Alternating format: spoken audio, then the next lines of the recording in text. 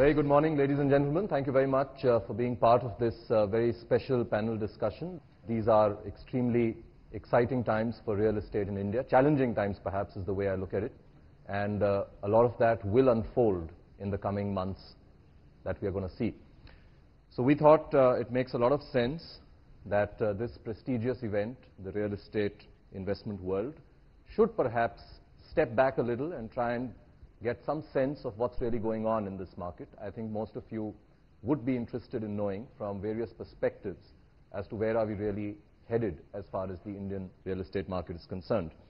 We probably by now already have a situation where the interest rates would have been hiked. We haven't had a very rosy picture for the real estate sector in the last year and a half.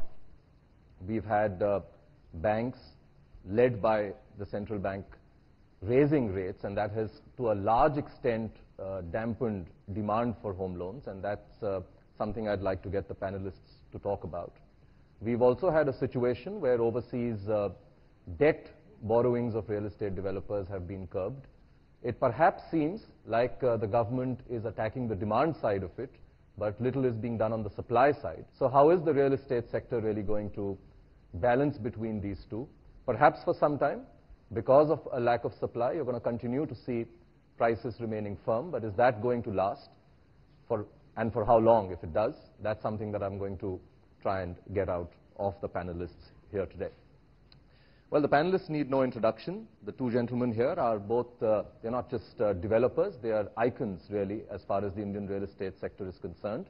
Mr. Niranjan Hiranandani and Mr. Arun Nanda perhaps have been part of the Indian real estate story much before all of us got excited about it, so they've really seen it all. Thank you very much, both of you, for joining us. Anshuman, of course, Chairman and Managing Director at CB Richard Ellis. First question for you, Mr. Hiranandani. Demand, banks say, for home loan rates are down by almost half. Why are we still in a situation where prices aren't really correcting, even significantly across markets? I'm not talking only about Bombay, but I'm talking about all the markets. First of all, you have to understand that the demand exists. Real demand exists in the marketplace. There are people who still need to buy a house, want to buy a house, and can afford to buy a house. What are you really doing? By creating artificial restrictions in terms of short-term interest rate hikes, you're actually temporarily curbing demand for a future time. It's not that these people are not going to buy a house. They may not buy a house this month, this quarter, this year, but they're going to buy a house in the next 1 or 2 years. So you're actually postponing demand and creating what the government and the Reserve Bank of India desires to create to prevent inflation from taking place, because the demand not only is for the buildings, it also consequently means for steel, cement, and other factors which are also inflationary at this point of time in the market. So while the demand really exists, you have the government and the fiscal policies being directed to curb short-term demand. So that's clearly a signal from the government artificially trying to dampen demand, which is sustainable in the short run. But in the long run, this is going to rebound because that demand will come back at some point of time, and the other thing. So you are admitting that demand has fallen? Demand has fallen in the sense of the demand at that point of time.